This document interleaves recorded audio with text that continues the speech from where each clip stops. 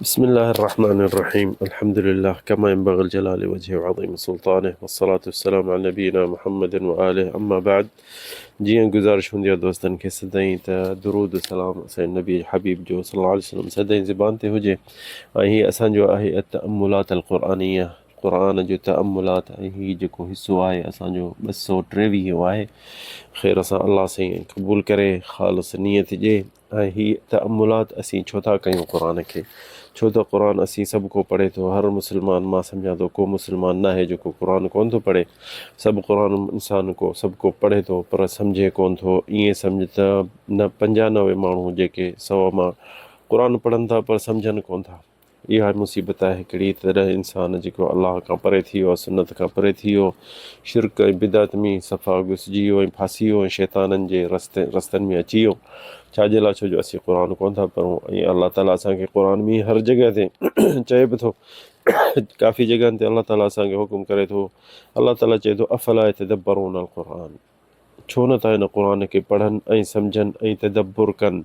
तदब्बुर यानी हिन जी माना सम्झनि, हिन जी तर्जुमो कनि, हिन जी जे मुख़्तलिफ़ ज़बान त तर्जुमा अल्हम्दुलिल्लाह आहिनि, ज़बान तर्जुमो कंदे ऐं उन जे आयतुनि ॾे तअम्मुल कंदे ऐं तदब्बुर कंदे ॾिसंदे त हीअ आयतूं छो लथी, किथे लथी, कहिड़े मक़सद जे लाइ लथी। अलाह साईं असांखे ख़ालिक मालिक असांजो जेको आहे असांखे कहिड़ो हुकुम करणु चाहे थो हिते, छो जो असीं उन हुकुम ते हलूं। कहिड़ी शइ खां असांखे अलाह ताला झले थो त असीं उन खां झलियूं। पर इहा शइ जे असीं तअम्मुल कोन था कयूं त असांखे अलाह ताला जे क़ुरान खां परे थी वियासीं, हुनखे अॻड़ियूं वेड़े मथे रखे छॾियोसीं। ऐं इहो हिकिड़ो ग़लति शइ आहे। तॾहिं इंसानु अलाह खां परे थी वियो, क़ुरान जे पढ़ंदो सम्झंदो त पोइ अमल कंदो।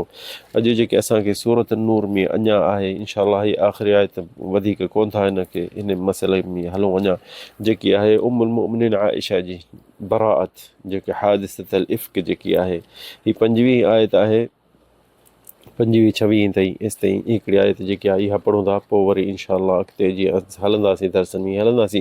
हिते चए थो अलाह ताला अऊज़ु बिल्लाहि मिनश शैतानिर रजीम, अल ख़बीसातु लिल ख़बीसीन वल ख़बीसून लिल ख़बीसात वत्तय्यिबातु लित तय्यिबीन वत्तय्यिबून लित तय्यिबात उलाइका मुबर्रऊन मिम्मा यक़ूलून लहुम मग़फ़िरतुन व रिज़्क़ुन करीम। अलाह ताला हिते ही जेके उम्मुल मोमिन आयशा जी यकु सूरत नूर जो आयतूं हलनि बि थियूं, उन्हनि जी पाकाई, उन्हनि जी सफ़ाई, अलाह ताला 7 आसमाननि जे मथां इहे आयतूं नाज़िल कयूं। ऐं नबी करीम जी सल्लल्लाहु अलैहि वसल्लम जी घरवारी जी इहे सभई जेके आयतूं क़यामत ताईं पढ़बियूं। पोइ मुनाफ़िक़ जाहिल जेके अखियूं बंदि करे क़ुरान पढ़नि कोन था ऐं चवनि था असीं मुस्लमान आहियूं, ऐं उहे उम्मुल मोमिन आयशा ते अॼोके ॾींहं ताईं बि उन ते गिला बि था हलाइनि। ऐं अलाह ताला क़ुरान असांखे जिते किथे इन शइ में इन शइ खां झले थो ऐं चए थो त इहा शइ न आहे।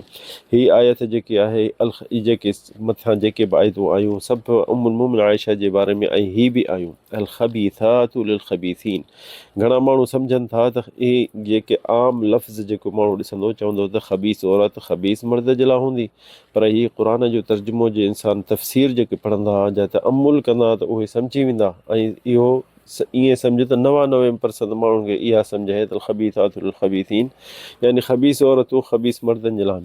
ऐं इहो माना बि इह्तिमाल ज़ईफ़ आहे, पर जेको हिन जो अल ख़बीसातु लिल ख़बीसीन यानी ख़बीस लफ़्ज़ जेके आहिनि उहे ख़बीस मर्द ई ॻाल्हाईंदा, वल ख़बीसून लिल ख़बीसात।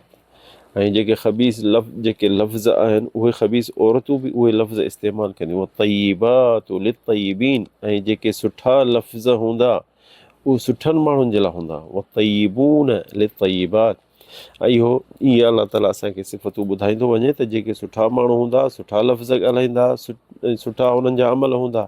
ऐं जेके औरतूं बेकार हूंदियूं त उन्हनि जे लफ़्ज़ बि बेकार हूंदा। तय्यिबून लित तय्यिबात उलाइका मुबर्रऊन, जेके भला माण्हू आहिनि, सुठा माण्हू आहिनि, इख़लाक़ी माण्हू आहिनि।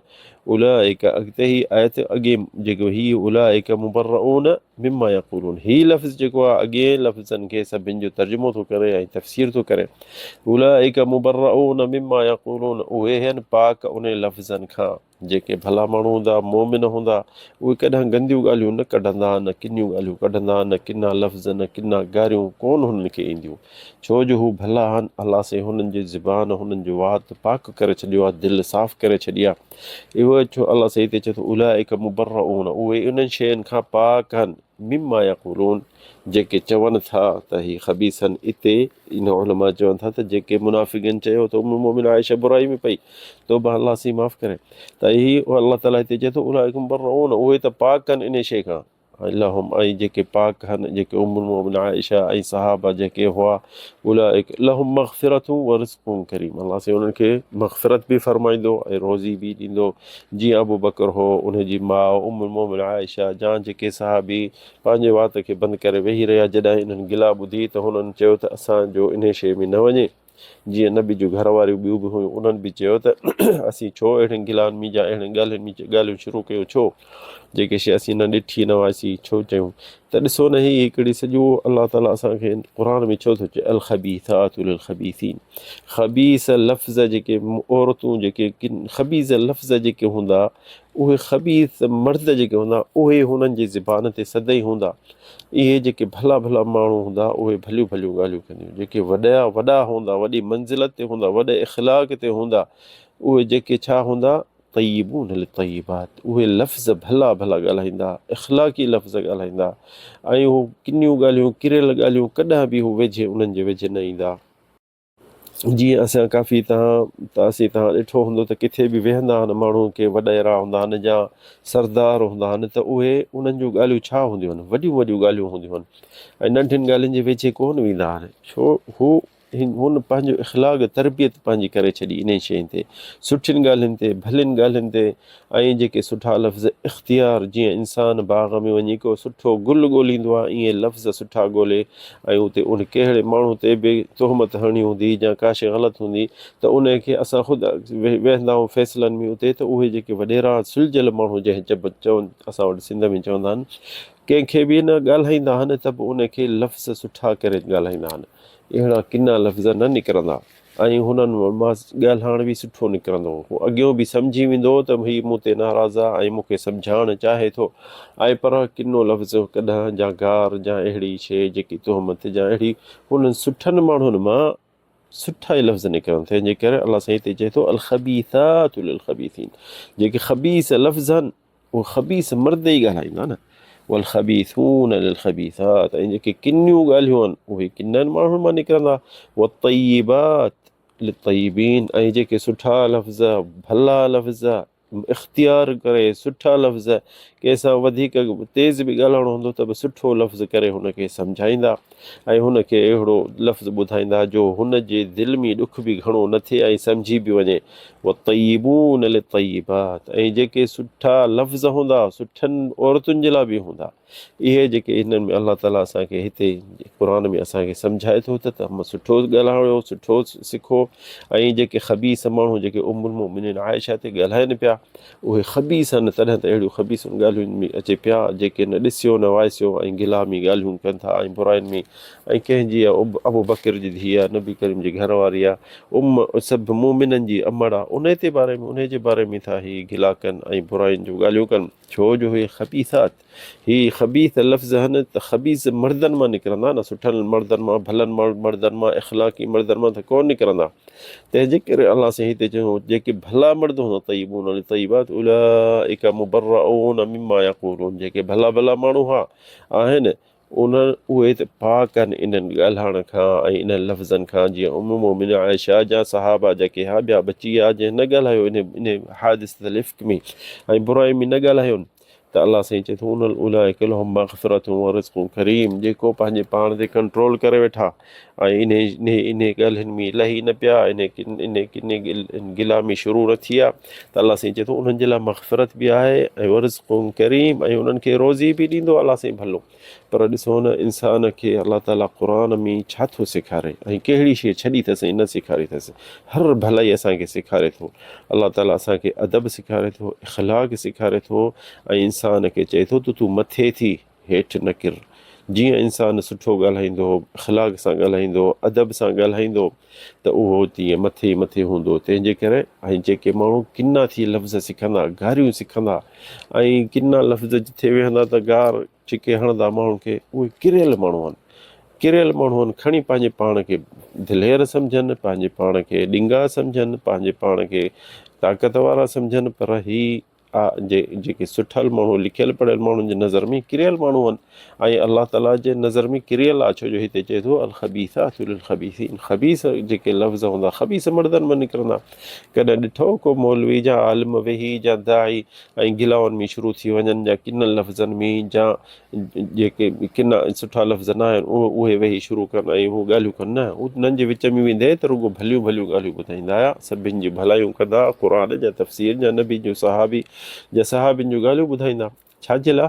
हुननि पंहिंजे पाण खे नंढे इलाइक़ो वठी हुनखे मस्जिदुनि में, मदरसनि में तरबियत हुननि खे मिली वई, इस्लाम जी, दीन जी तरबियत हुननि खे मिली वई त सुठो लफ़्ज़ ॻाल्हाइजे, भलो लफ़्ज़ ॻाल्हाइजे। किनो लफ़्ज़ जे अॼु तूं छॾे ॾींदे, ज़बान ते बि हूंदी त बि ज़ोर ॾेई हुनखे झलींदे, ज़बान खे मां न कढंदे, त आस्ते आस्ते उहे किना लफ़्ज़ ख़तमु थी वेंदा। छो जो ताबई के हा चवंदा हा त फिलाणो अहिड़ो दीनदार ऐं अख़लाक वारो आहे जो हू किना लफ़्ज़ ॼाणे कोन थो, हुनजी ज़बान ते कोन वरंदा किना लफ़्ज़। छा थो सम्झी? इहा तरबियत तूं मां बि असीं पंहिंजे पाण खे ॾेई सघूं था या न? हा, ॾेई सघंदासीं, छो कोन ॾेई सघंदासीं। इंसान जे पंहिंजे पाण खे खणी उमिरि केॾी बि हुजे, सेखारींदो, हेराईंदो, सिखी वेंदो त सुठल लफ़्ज़नि ते हेरी वेंदो। छो जो हीउ इंसान जी जान आहे। ईअं जीअं मुछ खे सदाईं जंहिं पासे वराईंदे, मथे वराईंदेसि मथे बीह वेंदी, हेठि वराईंदे हेठि। हा, तकलीफ़ थींदी, पर इहो अलाह ताला चए थो वल्लज़ीन जाहदू फ़ीना लनहदीयन्नहुम सुबुलना। अलाह साईं चए थो जेको जिहाद कंदा असां ॾे अचण जे लाइ, असांजे रस्ते जे लाइ, जन्नत चाहींदा, त उन्हनि खे अलाह साईं हुननि जे लाइ सहूलतूं कंदो। असांखे हिते किसो यादि थो अचे, हिकिड़ो अबू बकर सिद्दीक़ जे ख़िलाफ़त में हुनखे ख़त आयो यमन मां, त यमन जी मायूं जेके रंडियूं हूंदियूं, जेके बुरायूं हूंदियूं, जेके ग़लति कमनि में हूंदियूं, उन्हनि जिन ओॾां हिकिड़े मुजाहिद ख़त लिखियो अबू बकर ॾे त या अबू बकर या ख़लीफ़त रसूलुल्लाह, हितां जूं रंडियूं जेके मायूं आहिनि, उन्हनि जेमहिल ॿुधो त नबी करीम हिन दुनिया मां वियो, त हू रोडनि ते निकितियूं ऐं नचणु ऐं ॻाइणु शुरू कयुनि ऐं मेहंदी हयनि हथनि खे ऐं मर्दनि खे ॾेखारणु शुरू कयूं अथनि। त उन अबू बकर खे इहो शेर करे लिखियो, अबलिग़ अबा बकर, वॾो शेर लिखियईंसि, चयईंसि अबलिग़ अबा बकर मां जिअतहु अनल बग़ाया रुमन अय्यल मरामी अज़हरन मिन मौत नबी शमाततन। इहे वॾो शेर भलो लिखियईंसि, चयईंसि अबू बकर खे मां ॿुधायां थो त जिथे हिते रंडियूं आहिनि, बुरियूं औरतूं, उन्हनि खे ख़बर पई त नबी करीम दुनिया में वियो त निकितियूं ऐं मेहंदी हयनि हथनि खे ऐं मर्दनि खे हाणे पासा पियो हणनि बाज़ारनि में। त इहो ख़त जंहिंमहिल अबू बकर सिद्दीक़ खे जंहिंमहिल पहुतो त हुन अबू बकर ॾाढी कावड़ लॻसि। जेके सहाबी चवनि था त जीअं न शेर उथंदो आहे ईअं उथियो। ऐं उते जेको यमन में नबी करीम जे माण्हू तरफ़ां हिकिड़ो माण्हू रखियलु हो, उन हेॾे ख़त लिखियईं त ही शाम न थिए, जे तो वटि ख़त पहुचे त शाम न थिए, ही जेके बि उहो नालो अल मुहाजिर जेको होॾे साहबी उनखे ख़त लिखियईं त ही जेके बि औरतूं मेहंदी हणी बाज़ार में निकिरनि थियूं मर्दनि खे ॾेखारण जे लाइ, उन्हनि खे पकिड़े सभिनि माण्हुनि जे अॻियां उन्हनि जा हथ कट। ऐं हुन ॾे ख़त पहुतो, उन रंडियुनि खे जेके लधसि उहे पकिड़े उन्हनि खे सभिनि खे ऐं उन्हनि जे हथनि खे कटियईं। त पोइ ॾिसो न वरी फितनो इहो ख़तमु थी वियो। जे न त ही जीअं ख़बीस औरतूं हूंदियूं न, त उन्हनि खे भला माण्हू न वणंदा आहिनि। असांजे नबी करीम खे कीअं हू यानी चवनि पिया त न हुजे त असीं पंहिंजो धंधो हलायूं, तौबा अलाह साईं यानी सभिनि माण्हुनि खे हिदायत ॾिए। हदा वल्लाहु आलम सल्लल्लाहु अलैहि सय्यिदना मुहम्मद।